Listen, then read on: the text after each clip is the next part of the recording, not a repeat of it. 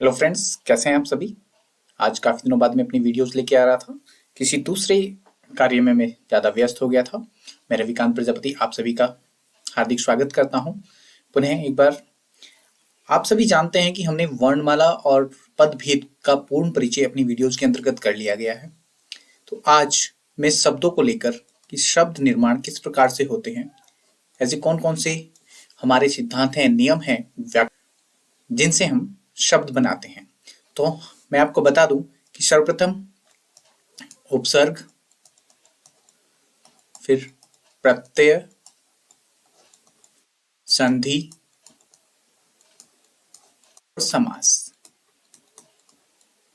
इन चार तरह से हम शब्दों का निर्माण करते हैं। तो आज की इस वीडियो में मैं आपको उपसर्ग के विषय में बताऊंगा कि हम उपसर्ग के द्वारा शब्द कैसे बना सकते हैं।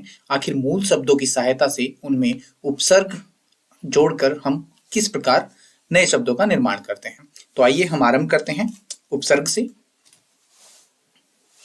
उपसर्ग उस शब्दांश या अव्यय को कहते हैं जो किसी शब्द के पहले आकर उसका विशेष अर्थ प्रकट करता है। या दूसरे शब्दों में यदि बात करें, उपसर्ग वह शब्दांश या अव्यय है जो किसी शब्द के आरंभ में जुड़कर उसके अर्थ में, मूल शब्द के अर्थ में विशेषता ला दे या उसका अर्थ ही बदल दे, उनको उपसर्ग कहते हैं। यहां पर कुछ उदाहरण दिए हैं, जैसे प्रसिद्ध, अभिमान, विनाश, उपकार।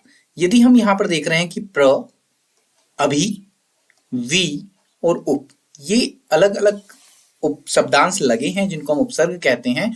यदि हम इनके मूल शब्द, जो मूल शब्द है यहाँ पर सिद्ध, मान, नाश और कार, ये हमारे मूल शब्द है। इनमें हमने जब ये शब्दांश लगाए तो एक अलग ही शब्द का निर्माण हुआ और एक अलग ही अर्थ हमें मिला है। इसी प्रकार हम और इसके विषय में जानते हैं। यह दो शब्दों उप तथा सर्ग के योग से बनता है। यहां पर यदि बात करें, उप का अर्थ है समीप या निकट या पास में। उसी प्रकार सर्ग का अर्थ है सृष्टि करना, मतलब निर्माण करना। उपसर्ग का अर्थ है पास में बैठाकर दूसरा नया अर्थ वाला शब्द बनाना। मतलब मूल शब्द में हम शब्दांश जोड़ते हैं पहले, तो एक नया शब्द बन जाता है। हार के पहले प्र उपसर्ग लगा दिया गया तो नया शब्द बन के आया क्या? प्रहार, जिसका नया अर्थ हुआ मारना। यदि हम हार के विषय में बात करें तो हार क्या होता है? एक तो अविजय जिसमें जीत ना हो, और दूसरा एक हमारा आभूषण भी कहलाता है। हार के दो अर्थ हुए, पर हम यहां पर यदि इसमें प्र उपसर्ग लगा देते हैं तो एक अलग ही अर्थ निकलता है प्रहार। प्रहार का अर्थ होता है मारना। उपसर्गों का स्वतंत्र अस्तित्व न होते हुए भी वे अन्य शब्दों के साथ मिलकर उनका एक विशेष अर्थ बोध कराते हैं। हम देख रहे हैं कि मूल शब्दों में, यहां पर जब मूल शब्द में हम शब्दांश जोड़ दें और पहले उसको जोड़ के उसको लगाएं तो एक नया ही शब्द बन के निकलता है। चाहे हमने ये चार यहां पर देखे हो उदाहरण, या फिर हमारे पास यहाँ पर एक नया जो हार में हमने प्रह लगाया और प्रहार मिला, इस प्रकार। तो हम अन्य इसकी कौन से भेद हो सकते हैं उनके विषय में बात करते हैं। इनकी कौन कौन सी विशेषताएं हो सकती हैं, ये उस पर बात करते हैं। उपसर्ग की तीन गतियां या विशेषताएं होती हैं। कौन सी? यदि हम पहली बात करें, शब्द के अर्थ में नई विशेषता लाना। यदि पहली गति कौन सी है? शब्द के अर्थ में नई विशेषता लाना। कैसे? मूल शब्द में प्र शब्दांश जोड़ दिया तो प्रबल बना। वैसे ही शासन में अनु शब्दांश जोड़ा तो अनुशासन बना। तो हम देख रहे हैं एक नई विशेषता आ गई है उसके अर्थ में, बल में प्रबल और शासन में अनुशासन जुड़ने से। उसी प्रकार यदि दूसरे की विशेषता की बात करें, अर्थ उलट देना। कैसे? सत्य में यदि अ उपसर्ग लगा दिया गया तो असत्य हो गया, मतलब सत्य के विपरीत विलोम हमें मिल गया है। इसी प्रकार यश में यदि अप उपसर्ग लगा, यश बना, तो अपयश यश का विलोम हुआ, तो अर्थ ही यहां पर उलट चुका है। इसी प्रकार हम तीसरी विशेषता यदि देखें, शब्द के अर्थ में कोई खास परिवर्तन न करके मूलार्थ के इर्द गिर्द ही घूमना।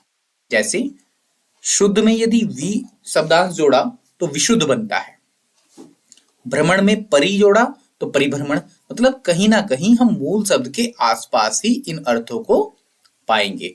इस प्रकार हमने 3 गतियां देखी उपसर्ग की, जो एक नई विशेषता ला दे, या फिर अर्थ ही उलट दे, और या फिर मूल शब्द के अर्थ के आसपास ही वो घूम रहा हो। इस प्रकार यदि हम बात करें उपसर्ग की संख्या कितनी होती है, यहां पर ये जो आया है ये संख्या शब्द है। तो संख्या कितनी होती है हम बात कर रहे हैं यहां पर। तो संख्या में हम सबसे पहले देखेंगे संस्कृत के उपसर्ग, उसके बाद हिंदी के उपसर्ग, फिर उर्दू के उपसर्ग, अंग्रेजी के उपसर्ग, और उसके बाद उपसर्गवत अव्यय, संज्ञा, सर्वनाम और विशेषण से जो हमारे उपसर्ग बनते हैं उन पर भी हम ध्यान देंगे। तो आइए आरंभ करते हैं हम सबसे पहले संस्कृत के उपसर्गों से। हम देख रहे हैं कि संस्कृत के उपसर्ग आपके सामने दिए हैं, आप इसका स्क्रीनशॉट ले लीजिए या फिर वीडियोस को रोक कर इन्हें नोट कर लीजिए, बहुत ही महत्वपूर्ण है। यहाँ पर अति उपसर्ग के, जिसका अर्थ होता है अधिक, ऊपर या उस पार, यदि हम इनके उपसर्गों को देखें, अतिकाल, अत्याचार, अतिक्रमण, अतिरिक्त, इस प्रकार आप यहाँ पर अति उपसर्ग के शब्द देखेंगे। फिर आता है अधि, ये भी संस्कृत का ही है, जिसका अर्थ होता है ऊपर या श्रेष्ठ। अधिकरण, अधिकार, अधिराज, अध्यात्म, अध्यक्ष, अधिपति, ऐसे शब्दों पे विशेष ध्यान दीजिएगा। जैसे अध्यात्म या फिर अध्यक्ष बना है, ये अधि से ही मिलकर बना है। उसके बाद आ जाता है आपका अप, बुरा, अभाव, हीनता, अपकार, अपमान, अपशब्द, अपराध। इस प्रकार आप देखेंगे अ उपसर्ग, अनु, आ, अव, उप, नी और निर, ये सभी क्या हैं? संस्कृत के उपसर्ग हैं, जिनके अर्थ भी आपको यहाँ पर दिए गए हैं और उनसे बनने वाले शब्द भी दिए गए हैं। तो आप इन शब्दों को अपनी नोटबुक में नोट कर लीजिएगा, जिससे कि आपकी परीक्षा में आपकी मदद कर सके। उसके बाद हम देखते हैं यहाँ पर कुछ और उपसर्ग हैं, ये भी संस्कृत के ही हैं। आप पूरा स्क्रीनशॉट एक साथ ले लीजिएगा। यहाँ पर परि, प्र, प्रति, वी, सम, सु, अथ, अ या अन, उन, ओ, दु, नी, बिन, भर, कु या क, जिसका बुराई है। इस प्रकार हम इनका आप अर्थ भी याद रखिएगा, अर्थ क्या होता है, और उसके बाद इनसे बनने वाले शब्दों को भी नोट करके रखिएगा। इसके बाद आते हैं हम जो हिंदी से उपसर्ग बनते हैं। यहाँ पर आप देखिएगा अन, जिसमें निषेध होता है, अनमोल, अलग, अनजान, अनकहा, अनदेखा, यहाँ से अ हटा दीजिएगा, ये नहीं होगा। उसके बाद अध से आधे के अर्थ में लिया जाता है, अध जला, अध खिला, अध पका, अध कचरा। इस प्रकार उन जो एक कम होता है, 29, 49, 59, 60 में एक कम, 49, 50 में एक कम, 29, 30 में एक कम। फिर इसी प्रकार आप यहाँ पर देखेंगे कि भर, दू, नी, अ, क, कु, अव, भर, शु, पर, बिन, ये सभी क्या है? हमारे शब्दांश हैं, जिनको उपसर्ग के रूप में लिया जाता है। इनके यहाँ पर अर्थ दिए गए हैं, अर्थ के साथ साथ इनसे बनने वाले शब्दों की सूची दी गई है। तो आप इन सभी को नोट कीजिएगा अपनी नोटबुक में, ये आपकी परीक्षा की दृष्टि से बहुत ही महत्वपूर्ण रहने वाले हैं। उसी प्रकार उर्दू के कौन से उपसर्ग हैं उनको देख लीजिएगा।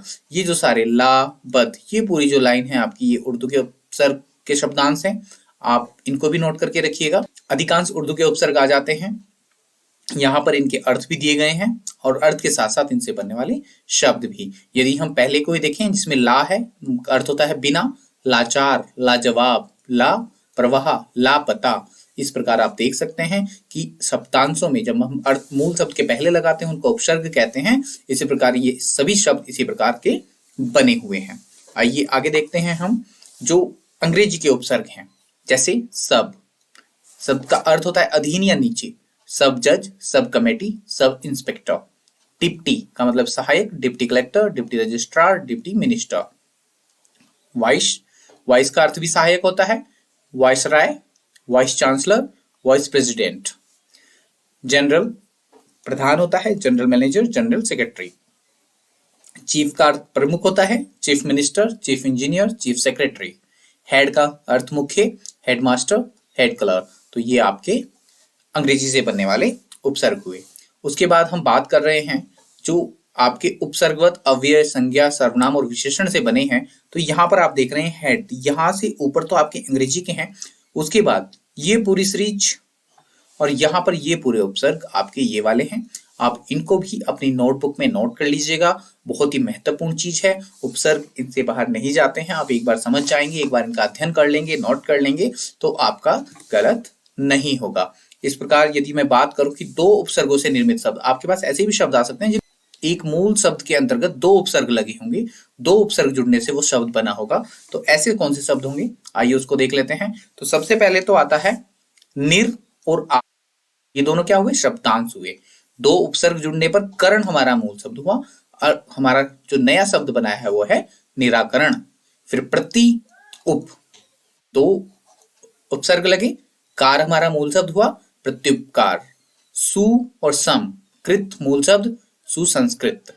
अन और आ उपसर्ग हार में लगा है तो अनाहार। इसी प्रकार समाचार, अनाशक्ति, असुरक्षित, समालोचना, सुसंगठित, अनियंत्रित, अत्याचार, अप्रत्यक्ष। यहाँ पर आप देख रहे हैं ये सारे के सारे दो उपसर्गों से मिलकर बने हुए शब्द हैं। अपने मूल में दो उपसर्ग मिलकर एक नया शब्द बनाया है, इसलिए इनको दो उपसर्गों वाले शब्द कहते हैं। अधिकांश परीक्षा में ये भी पूछ लिए जाते हैं। उपसर्ग की इस वीडियो देखने के लिए आपका बहुत बहुत धन्यवाद, आभार।